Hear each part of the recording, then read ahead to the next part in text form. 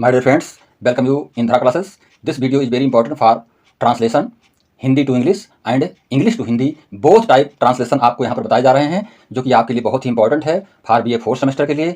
अन्य क्लासों के लिए भी बहुत इंपॉर्टेंट है कि किस तरह से हम पैसेज का ट्रांसलेशन करेंगे, किस तरह से पोइट्री का ट्रांसलेशन करेंगे। तो आपको दोनों ही तरह से ट्रांसलेशन यहाँ पर एक्सप्लेन किया जा रहा है, तो आप पूरी तरह से इसको समझेंगे कि किस तरह से हम ट्रांसलेशन को करें और सबसे पहले हमको किस तरह से क्या करना चाहिए। तो सबसे पहले आप देखेंगे, जो ट्रांसलेशन हम करते हैं, जो भी ट्रांसलेशन होता है, उसमें हम सबसे पहले क्या लिखते हैं? सब्जेक्ट लिखते हैं। सब्जेक्ट के पश्चात हम वर्ब का प्रयोग करते हैं मित्रों, और इस वर्ब के पश्चात हम ऑब्जेक्ट का प्रयोग करते हैं। ये तीन चीज़ें हमें विशेष रूप से जानना है कि सब्जेक्ट, उसके पश्चात वर्ब और फिर ऑब्जेक्ट। अब जैसा हमारा सेंटेंस होता है, टेंस के अनुसार हम उसको लिखते हैं और प्रत्येक तरह से वर्ड मीनिंग को समझ करके उसको हम एक्सप्लेन करते हैं और उसको उस तरह से लिख दिया जाता है। यदि सेंटेंस हमारा एक्टिव वॉइस में होता है तो उसको एक्टिव वॉइस में करेंगे, यदि पैसिव वॉइस में सेंटेंस होता है तो पैसिव वॉइस में करेंगे। तमाम सारे सेंटेंस इस तरह से होते हैं। जो डायरेक्ट सेंटेंस होते हैं उसको भी हम डायरेक्ट के रूप में ही लिखते हैं। तो इस तरह से हमको ये समझना है कि जो भी हमारा सेंटेंस है, चाहे वो हिंदी का हो चाहे वो इंग्लिश का हो, बोथ टाइप सेंटेंस की कैटेगरी क्या है, किस तरह से उसमें पूछा जा रहा है, जो भी पूछा जा रहा है उसको हमें ट्रांसलेट करना है। तो हमने आपको ट्रांसलेशन के चैप्टर्स में लिटरल ट्रांसलेशन के विषय में बताया था, जो कि बीए फोर्थ सेमेस्टर में आपके कोर्स में है। और ये जो ट्रांसलेशन आपको पढ़ना है, ट्रांसलेशन प्रैक्टिस के विषय में आपसे क्वेश्चन किया जाएगा बीए फोर्थ सेमेस्टर इंग्लिश में मित्रों, जिसमें कि आपको 7 और 8 यूनिट के अंतर्गत ट्रांसलेशन के विषय में क्वेश्चन किए जाएंगे। पैसेज दिया जाएगा, पोएम का पैसेज दिया जाएगा, पोएम रहेगी उसमें, पोएम का हिंदी ट्रांसलेशन करना होगा और हिंदी पोएम का इंग्लिश में ट्रांसलेशन करना होगा। इसी तरह हिंदी पैसेज का इंग्लिश में ट्रांसलेशन करना होगा और हिंदी इंग्लिश पैसेज का हिंदी में ट्रांसलेशन करना होगा। यानी दोनों तरह से आपको करने होंगे। और ये हमारे जो भी कम्पिटिटिव पॉइंट ऑफ व्यू से जो हमारे मित्र भाई हैं, जो कि परीक्षा की तैयारी कर रहे हैं, किसी भी एसएससी की तैयारी कर रहे हैं या एसएससी सीजीएल की तैयारी कर रहे हैं, या टेट की तैयारी कर रहे हैं, सुपर टेट की तैयारी कर रहे हैं, या किसी भी कम्पिटिटिव पॉइंट ऑफ व्यू से वो ग्रामर के विषय में जानकारी प्राप्त करना चाहते हैं, तो हमारा जो लिंक है उस लिंक से आप पूरे ग्रामर को आप प्राप्त कर सकते हैं। और ये ग्रामर जो आपको मैं ट्रांसलेशन के विषय में यहाँ आज इस वीडियो में जो बताने जा रहा हूँ, ये भी आपके लिए बहुत ही इंपॉर्टेंट होगा। तो इस वीडियो को आप सभी लोग देखेंगे और ये 6 से लेकर के 12 तक प्लस बीए और एमए के लिए भी बहुत इंपॉर्टेंट वीडियो है, और बीए फोर्थ सेमेस्टर के कोर्स में भी ये दिया गया है। तो इसलिए हम इसको एक्सप्लेन करना बहुत ही आवश्यक समझते हैं। तो आप पूरी तरह से समझें किस तरह से हम ट्रांसलेशन करेंगे, यानी हिंदी टू इंग्लिश, और जो है इसके पश्चात इंग्लिश टू हिंदी, ये आपको करना होगा। इसमें आपका पैसेज भी होगा, पैसेज को भी आपको करना है, और पोएम भी होगी, पोएम को भी आपको करना है। यानी दोनों तरह से, यानी पैसेज को भी करना है और पोएम भी करनी होगी। पैसेज इंग्लिश में भी रहेगा और हिंदी में भी रहेगा, इसी तरह से पोएम हिंदी में भी रहेगी। और हाँ मित्रों, देखेंगे हम ये जो आपकी हिंदी पोएम है, हिंदी गीत है, इसको किस तरह से इंग्लिश में एक्सप्लेन किया गया है, इंग्लिश में ट्रांसलेट किया गया है। तो हम देखेंगे ये जो पोएम है आपकी, बहुत ही जानी पहचानी ये फिल्मी गीत के रूप में ये आपकी पोएम है मित्रों। देखेंगे in the memory of someone, किसी की याद में लिखी गई पोएम है, कि किसी की याद में इस पोएम की रचना हुई है, जिसको कि हम देखेंगे। 14वीं का चांद हो या आफताब हो, जो भी हो तुम खुदा की कसम लाजवाब हो। क्या बात कही गई है इसमें मित्रों। तो इसमें देखेंगे कि 14वीं का चांद जो शब्द आया हुआ है, इसमें कहा गया है कि 14वीं का चांद हो या आफताब हो, इसको हम इंग्लिश में इस तरह से कहेंगे कि you are the full of moon. Full of moon का मतलब होता है चांदवी का चांद। तो यहाँ पर you are the full of moon are the sun, आफताब का मतलब सन होता है मित्रों, या तुम सूर्य के रूप में हो, सूर्य हो। जो भी हो तुम खुदा की कसम लाजवाब हो, व्हाट एवर का मतलब जो भी, यानी जो भी के लिए व्हाट एवर का प्रयोग किया गया है। You may be like is none, अर्थात तुम्हारे समाज और कोई नहीं है ही नहीं है, कि जो भी हो तुम खुदा की कसम लाजवाब हो। जो भी तुम हो वो तुम खुदा की कसम खा करके कहता है कि तुम लाजवाब हो मेरे लिए। ये इसको ट्रांसलेट करने में इस तरह से प्रयोग किया गया है शब्दों का मित्रों। अब हम देखेंगे दूसरा जो इसमें आपको मिल रहा है गीत, इस गीत को देखेंगे। ये गीत आपके लिए बहुत इंपॉर्टेंट है। मैं उसी कप में चाय पीता हूँ, ध्यान देंगे इसको। मैं उसी कप में चाय पीता हूँ जिसको तुम ओठों तक लाती हो। देखेंगे इस लाइन को, अपने अधरों का बिंब छोड़ दो वहाँ, मैं उनको चूम लूँ जहाँ। तो यहाँ पर देखेंगे इस पंक्ति को कि आई टेक टी, मैं उसी कप में चाय पीता हूँ। I take tea in the same cup, in the same cup का मतलब होता है उसी कप में, अर्थात मैं उसी कप में चाय पीता हूँ जिसको तुम ओठों तक लाती हो। Which you bring to your lips, which you bring to your lips का मतलब जिसको तुम अपने ओठों तक लाती हो। अपने अधरों का बिंब छोड़ दो वहाँ, ओ लीव मतलब होता छोड़ देना, लीव एन एक्सप्रेशन दियर, अर्थात अपने अधरों का बिंब परछाई तुम वहाँ पर छोड़ दो, मैं उनको चूम लूँ जहाँ, सो दैट इसलिए कि आई में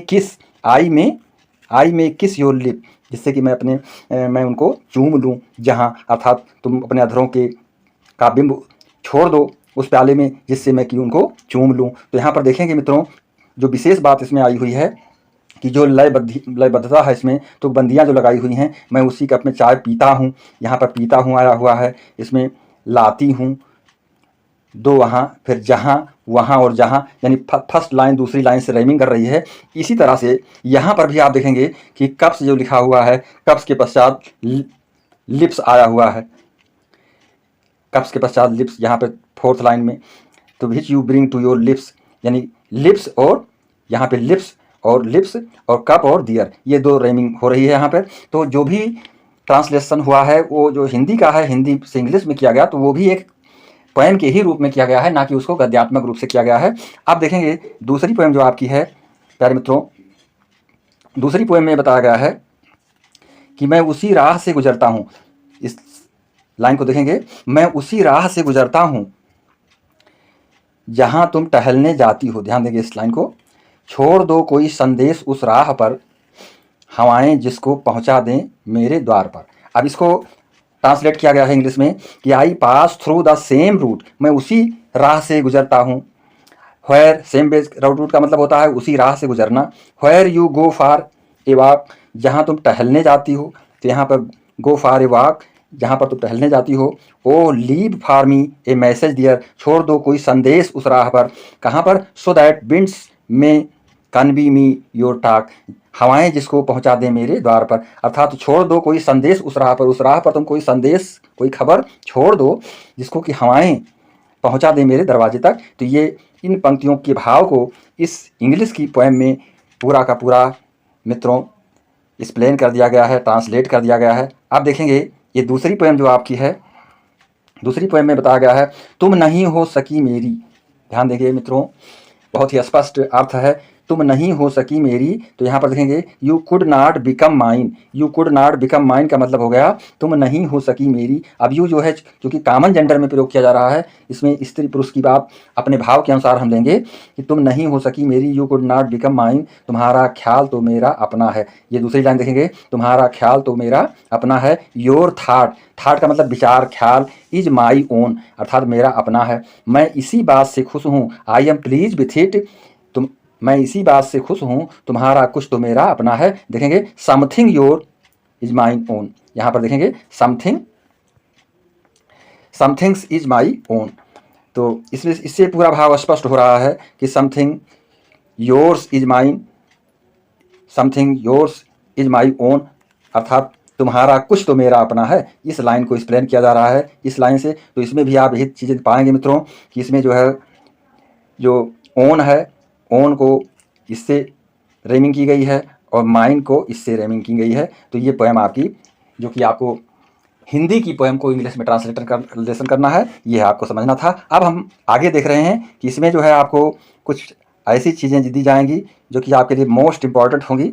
यहाँ पर देखेंगे मित्रों, अब हम इंग्लिश पोएम की हिंदी में ट्रांसलेट करने जा रहे हैं मित्रों। तो देखेंगे the woods are lovely dark and deep, woods का मतलब होता है जंगल, द वुड्स आर लवली यानी जंगल खूबसूरत हैं। Dark and deep, dark means होता है अंधकार से युक्त और डीप मतलब बहुत ही गहरे अंधकार से युक्त हैं जंगल। तो इनके विषय में पोएम लिखी गई है। But I have promise to keep and my miles to go before I sleep and miles to go before sleep. तो इसको एक्सप्लेन किया गया है कि गहन सघन मनमोहक बन तरु मुझको आज बुलाते हैं। अब देखिए इस पोएम को सेम जो है पोएम कविता के रूप में ट्रांसलेट कर दिया गया है कि but I have promises to keep and miles to go before I sleep and miles go before sleep. तो इसमें गहन सघन मनमोहन तरु मुझको आज बुलाते हैं। जो गहन सघन मन को मोह लेने वाले जो वृक्ष हैं वो मुझको आज क्या कर रहे हैं, बुला रहे हैं। किंतु ये जो वादे मैंने याद मुझे आ जाते हैं, जो भी मैंने वादे किए हैं वो वादे मुझे बार बार याद आते हैं। अभी कहाँ आराम बढ़ा यह मूक निमंत्रण छलना है, और अभी तो मीलों मुझको चलना है कि and miles to go before sleep यानी बिना सोए हुए अभी तो मुझे बहुत लंबी यात्रा को तय करनी है। ये भाव इसमें इस पोएम में देखा जा रहा है मित्रों। तो इस तरह से आपके पेपर में आपसे पूछा जाएगा जिसको कि आप लिखेंगे ट्रांसलेशन के रूप में तो थोड़ा अभ्यास की आवश्यकता है और सारी चीज़ें आप समझ जाएंगे। आप देखेंगे इस पोएम को, whose woods there are I think I know, his house is in the village though, he will not see me sleeping here to watch his woods fill up with snow. तो यहाँ पर देखेंगे no और snow की रेमिंग हो रही है। इसको हम इस तरह से समझेंगे, यह वन है जिसके शायद मुझे यह पता, यह वन है किसके शायद मुझे यह पता, पर दूर एक गांव में उसका मकान, मैं यहाँ रुक सकता हूँ थोड़ी देर निहारने बर्फ से ढके इस जंगल की मनोहता। तो यहाँ पर देखेंगे, यहाँ पर भी पता और मनोहता और महा और निहारना ये सारी रेमिंगें हो रही हैं, तो बंदियाँ हो रही हैं। इस पोएम को जो है हिंदी में ट्रांसलेट करके पोएम के रूप में लिखा गया है मित्रों, ये हमें पूरी तरह से समझ लेना है। अब इसके बाद देखेंगे माई लिटिल हार्स। ये माई लिटिल हार्स, ये आप पोएम देखें, my little horse must think it queer to stop without a farm house near between the wood and frozen lake the darkest evening of the year. यानी मेरा घोड़ा सोचता होगा। अब इसको ट्रांसलेशन किया गया, माई लिटिल हार्स का मतलब मेरा छोटा घोड़ा, अर्थात मेरा घोड़ा सोचता होगा विचित्र है मालिक। My little horse must think it queer, यानी मेरा जो घोड़ा है वो अवश्य इस बात को सोचता होगा कि मेरा मालिक जो है क्वीर, जो मेरा मालिक है वो क्या है, विचित्र है। To stop without a farm house near, यहाँ तो बस वन और जमी हुई यह झील है। Between the wood and frozen lake, frozen lake का मतलब होता है मित्रों जमी हुई झील, और वुड का मतलब होता है जंगल। यहाँ दूर तक न कोई घर है तो रुकने को क्या बात है, उसके ऊपर आज वर्ष की सबसे कलिक रात है। तो इसको the darkest evening of the year, darkest evening of the year का मतलब होता है वर्ष की सबसे अंधकार से युक्त रात्रि, जो बहुत ही कठिनाइयों का एक प्रतीक मानी गई है मित्रों। इसको इस तरह से हम एक्सप्लेन करेंगे, ट्रांसलेट करेंगे। आप देखेंगे ये जो आपकी अगली पोएम है, इसमें यह बताया जा रहा है कि he gives his harness bells a shake to ask if there is some mistake, the only other sounds the sweep of easy wind and downy flag. अर्थात वो अपने गले में बंधे घुंघरुओं को हिलाता है। He gives his horse, horse का मतलब होता है सींग से न लगा कर गले से लेंगे, बेल्स ए शेक, यानी वो अपने गले में बंधे हुए घुंघरुओं को हिलाता है। To ask if there is some mistake, जैसे कि पूछ रहा हो, टू आस्क का मतलब जैसे कि वो पूछ रहा हो क्या हुई कोई गलती, अर्थात क्या मुझसे कोई त्रुटि हो गई है। Is someone mistake, it there is someone mistake, अर्थात क्या मुझसे कुछ गलतियां हुई हैं। The only other sound the sweep, यहाँ तो आवाज़ भी बस तभी होती है of easy wind and downy flag, अर्थात जब या तो बर्फ गिरती है या मध्याह्न पवन चलती है, मध्यम गति की जब पवन चलती है तो मध्यम गति की पवन को विंड यानी कि इजी विंड के रूप में मित्रों यहाँ पर बताया गया है। तो ये इंग्लिश टू हिंदी पोएम का ट्रांसलेट था, और इसके पूर्व मैंने आपको हिंदी टू इंग्लिश का ट्रांसलेशन बताया, जो कि उसी रूप में लिखना होता है हमको समझ करके पूरी तरह से। अब हम पैसेज की ओर बढ़ रहे हैं, जो पैसेज के ट्रांसलेशन आपसे पूछे जाएंगे। पैसेज के ट्रांसलेशन आपके लिए बहुत ही इंपॉर्टेंट होंगे। इसको आप देखेंगे मित्रों, बहुत ही आसान तरीके से आप समझेंगे इसको। ये पैसेज जो है इंग्लिश का पैसेज है, जिसको आपको ट्रांसलेट करना है हिंदी में। तो हम एक एक सेंटेंस को एक्सप्लेन करते हुए आगे बढ़ रहे हैं। देखेंगे, गोविंद वाज एनग्जस, यानी गोविंद चिंतित था। एनग्जस का मतलब होता है चिंतित होना, यानी गोविंद चिंतित था। The idol of Ganesh had broken 3 times in 3 days, अर्थात जो गणेश की मूर्ति थी, आइडल ऑफ गणेश का मतलब गणेश की जो मूर्ति थी, अर्थात कब कहता लेखक यहाँ पे बता रहा है, जो भी पैसेज में बातें आ रही हैं कि गणेश की मूर्ति टूट गई थी 3 दिनों में 3 बार, यानी कि the ideal of Ganesh had broken, Ganesh की जो मूर्ति थी वो टूट गई थी 3 times, 3 times का मतलब 3 बार, इन 3 days, यानी 3 दिन में 3 बार टूट गई थी। ये इसमें बताया गया। आगे देखेंगे, he started discussing himself for it, उसने स्वयं को कसूरवार मानना प्रारंभ कर दिया। ही स्टार्टेड एक्यूजिंग, एक्यूज का मतलब होता है दोषी मानना। He started accusing himself for it, अर्थात उसने स्वयं कसूरवार मानना प्रारंभ कर दिया उसके लिए, उस मूर्ति के टूटने के लिए मित्रों। He spoke of various reason, मूर्ति के टूटने का जो है behind the breaking of the ideal, अर्थात मूर्ति के टूटने के पीछे उसने कई कारणों को बताया। इसको हम इस तरह समझेंगे, behind the breaking of the ideal, अर्थात मूर्ति को टूटने के पीछे उसने कई सारे विविध प्रकार के जो है कारण को बताया। आगे देखेंगे, एट लास्ट, अंत में, he decided to keep a watch during the night to know the real reason. अंत में सही कारण जानने के लिए, रियल रीजन का मतलब होता है सही कारण को जानने के लिए उसने रात में निगरानी करने का निर्णय लिया। कब निगरानी करने का निर्णय लिया? रात में, यानी कि a watch, to keep watch during the night to know the real reason, यानी वास्तविक कारण को जानने के लिए उसने निगरानी करने की सोची। कब सोची? रात्रि में मित्रों। आगे देखेंगे, he and his son Ranju sat for the night. वह और उसका बेटा Ranju, he and his son Ranju sat for the night, यानी पूरी रात्रि बैठ गए। कहाँ पर बैठ गए? सून रंजू डॉज्ड, शीघ्र ही रंजू ऊँघने लगा। डॉज्ड का मतलब होता है नींद आना, ऊँघना। शीघ्र ही रंजू जो था वो उसको नींद आने लगी, ऊँघने लगा। Govind sent him to sleep, Govind ने उसे सोने भेज दिया। सेंट का मतलब भेज देना, टू स्लीप का मतलब सोने के लिए, अर्थात गोविंद ने उसे सोने के लिए भेज दिया। आफ्टर सम टाइम, कुछ समय के पश्चात, एक cat bent between the window bars, अर्थात विंडो बार्स का मतलब होता है कुछ समय के पश्चात, विंडो बार्स का मतलब खिड़की की सलाखों के बीच, अर्थात कुछ समय के पश्चात एक कैट, एक बिल्ली, बेंट के मतलब झुकी, खिड़की की सलाखों के बीच में झुकी। कौन झुकी? बिल्ली झुकी मित्रों। It was ready to jump, वह कूदने के लिए तैयार थी। It left across and landed on top of Ganesha's trunk, वो बीचों बीच कूदी। कहाँ पे कूदी? इट लेफ्ट अक्रॉस, सीधे बीचों बीच में कूदी। लेफ्ट का मतलब होता है कूदना। And landed on top of Ganesha's trunk, और गणेश की सूंड पर गिरी। कहाँ पर गिरी? गणेश की सूंड पर। On top of Ganesha's trunk, trunk का मतलब होता है सूंड, अर्थात वो ठीक जो है गणेश की सूंड पर गिरी। ही स्माइल्ड, वह मुस्कुराया। बिकॉज, क्योंकि he had found the answer behind the breaking of the idol, क्योंकि उसे मूर्ति के टूटने के पीछे उत्तर प्राप्त हो गया था, उत्तर उसने प्राप्त कर लिया था। ही हैड अर्लियर थॉट, पहले उसने सोचा था, that he himself was responsible for it, कि वह उसके लिए स्वयं जिम्मेदार है। रिस्पॉन्सिबल का मतलब होता है जिम्मेदार होना, और हिमसेल्फ का मतलब होता है स्वयं। पहले उसने सोच रखा था कि वो उसके टूटने के लिए स्वयं जिम्मेदार था। But it was not so, परंतु ऐसा नहीं था। So the discovery of the cat had a soothing effect on his mind, इसलिए बिल्ली की खोज ने उसके मन पर शांति भरा प्रभाव डाला। यानी बिल्ली की खोज ने, जब उसने सर्च किया, देखा किस स्थिति में क्या था, तो बिल्ली की खोज ने, उसने जब बिल्ली को पाया तो में उसके मन पर जो है शांति भरा प्रभाव पड़ा। यानी उसके मन में soothing effect his mind on his mind, यानी soothing effect on his mind का मतलब शांति भरा प्रभाव प्राप्त हो पाना, अर्थात पढ़ना।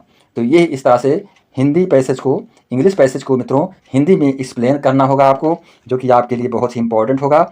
और इसकी आपको पूरी तरह से जानकारी होनी चाहिए कि पैसेज को हम किस तरह से ट्रांसलेट करेंगे। किसी भी प्रकार के पैसेज दिए जा सकते हैं। अब हम देखेंगे अगला जो आपका पैसेज होगा। देखेंगे मित्रों, ये पैसेज आपका हिंदी में है, जिसको कि आपको ट्रांसलेट करना है इंग्लिश में। तो हम देखेंगे, हम एक महान देश के निवासी हैं। हम एक महान देश के निवासी हैं। तो आपको प्रत्येक शब्द की वर्ड मीनिंग जानना आवश्यक है। निवासी, यानी निवासी की इस मतलब होता है रहना, हम जहाँ पर रहते हैं उसके लिए निवासी का प्रयोग करते हैं।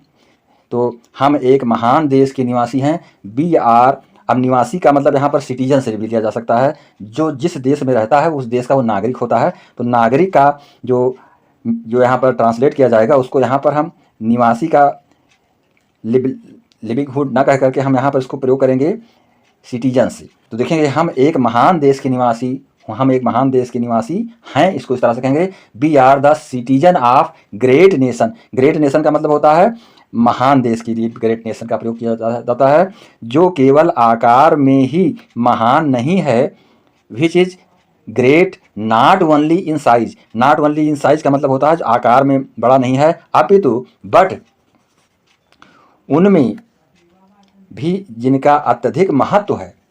बट आल्सो एमंग, उनमें का मतलब among those which are of the greatest importance. Greatest important का मतलब होता है अत्यधिक महत्व की इंग्लिश होती है ग्रेटेस्ट इंपॉर्टेंट। इस तरह से हम लिखेंगे, यदि हमें अपने देश को योग्य बनाना है, इतने का ट्रांसलेशन आप इस प्रकार से करेंगे। यदि की इंग्लिश होती है इफ़, तो यहाँ पर देखेंगे यदि हमें अपने देश को योग्य बनाना है। If we want to make our selves worthy of our nation, इस तरह से इसको लिखें। यदि हमें अपने देश को योग्य बनाना है तो इस तरह से इसको कहेंगे if we want to make our self worthy of our nation, इस तरह से ट्रांसलेशन होगा। तो हमें मस्तिष्क की उदारता और हृदय की विशालता लानी होगी। We shall have to enlarge our mind, enlarge का मतलब मस्तिष्क की उदारता, to enlarge our mind and heart, क्योंकि बिकॉज साधारण व्यक्ति बड़ी समस्याओं का सामना या महान कार्य का संपादन नहीं कर सकते। Because simple man, simple man का मतलब होता है साधारण व्यक्ति, साधारण व्यक्ति के लिए सिंपल मैन का प्रयोग किया गया है। क्योंकि simple man can not face, face का मतलब होता है सामना करना, big problems or discharge duties of great importance. तो इस तरह से हम इसको लिखेंगे मित्रों।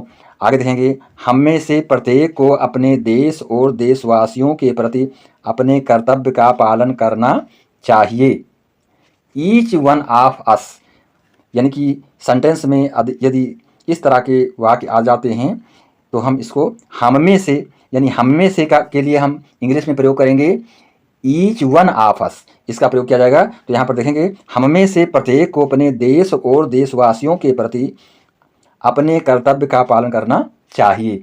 यहाँ पर देखेंगे each one of us should, should का प्रयोग किया गया चाहिए के अर्थ में, फुलफिल, यानी each one of us should fulfil one's obligation towards one's country. आगे देखिएगा, और दूसरे के कर्तव्यों पर अत्यधिक जोर नहीं देना चाहिए। And countryman, we should not put too much stress, too much stress का मतलब होता है ज़्यादा बल देना, ज़्यादा जोर देना। We should not put too much stress on the duties to be discharge by others. आगे देखेंगे, कुछ लोगों का स्वभाव बिना स्वयं कुछ किए दूसरे की आलोचना करने का बन गया है। सम पीपुल, कुछ लोगों का मतलब some people are in the habit, habit का मतलब होता है आदतें बन जाना। तो some people are in the habit of criticising, criticising का आलोचना की इंग्लिश होती है मित्रों क्रिटिसाइज करना। तो some people are in the habit of criticising others, दूसरों की, विदाउट डूइंग एनी वर्क, बिना कुछ किए हुए, अर्थात आलोचना करने बन जाता है। जो कि कुछ लोग ऐसे होते हैं उनका स्वभाव ही बन जाता है कि स्वयं कुछ किए, दूसरों को बिना कुछ किए हुए वो स्वयं की आलोचना ही करते हैं, स्वयं तो कुछ नहीं करते हैं और दूसरे की आलोचना में ही लगे रहते हैं। इस प्रकार को हम 10 से भी लिखते हैं तो और सच से भी लिखते हैं। तो इस प्रकार की आलोचना से कुछ भी लाभ नहीं हो सकता है। Such a habit pays very little, अब बहुत ही इंपॉर्टेंट तरीके से, बहुत ही सटीक तरीके से इसको ट्रांसलेट किया गया है। इस प्रकार की आलोचना से कुछ भी लाभ नहीं हो सकता है। Such a habit pays very little, very little का मतलब बहुत थोड़ा, कुछ भी नहीं। तो सच ए हैबिट, इस प्रकार की जो आदतें होती हैं, इस प्रकार से जो आलोचना से संबंधित चीज़ें बताई गई हैं, उससे कुछ भी लाभ नहीं हो सकता है। तो इसको हम इस तरह से ट्रांसलेट करेंगे। आपको हिंदी पैसेज दिया जाएगा जिसको कि आपको इंग्लिश में ट्रांसलेट करना है, इंग्लिश पैसेज दिया जाएगा जिसको आपको हिंदी में ट्रांसलेट करना होगा। यही आपको इसी तरह से पोएम में भी करना है। तो मैंने सारी चीज़ें आपको डिटेल में समझा दी हैं मित्रों, जिसे आप पूरी तरह से समझ जाएंगे। ये BA 4th सेमेस्टर इंग्लिश के लिए मित्रों इंडियन लिटरेचर इन ट्रांसलेशन जो आपकी पुस्तक है, जो आपका सिलेबस है, जो आपका पाठ्यक्रम है जिसको आपको पढ़ना है, उसके लिए बहुत ही महत्वपूर्ण है। ये 6, 7 और 8 यूनिट में आपको इस तरह से क्वेश्चंस मिलेंगे जिसको आपको लिखना होगा। और प्रत्येक स्टूडेंट के लिए वीडियो ही बहुत महत्वपूर्ण है। पैसेज टाइप ट्रांसलेशन हम किस तरह से करें, हम कहाँ से स्टार्टिंग करेंगे, किस तरह से करेंगे। तो मैं चाहूँगा कि यदि आप चैनल पर पहली बार आए हुए हैं तो चैनल को लाइक और सब्सक्राइब अवश्य कर दें तथा अपने फ्रेंड्स के बीच में शेयर अवश्य करेंगे इस वीडियो को, जिससे हर स्टूडेंट के पास ही मेरा वीडियो पहुँच पाए। तो इसके साथ मैं इस वीडियो को यहीं पर क्लोज कर रहा हूँ। नमस्कार, जय हिंद, जय भारत मित्रों।